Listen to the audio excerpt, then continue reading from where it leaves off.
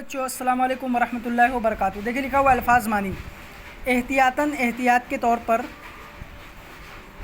अधेड़पन सोचो विचार, उधेड़ बन सोचो विचार, बेसूद बेफ़ायदा बेकार, जायज़ा जांच पड़ताल, दालान लंबा कमरा, दहलीज चौखट, सैर सपाटे तफरी, कोठरी छोटा कमरा, खड़ौंची लकड़ी का चौखटा जिस पर पानी के मटके रखते हैं, वाहियात बेहुदा, हीटी ज़िल्लत बदनामी रुसवाई, हंडखलियाँ छोटी हांडी जिससे बच्चे खेलते हैं,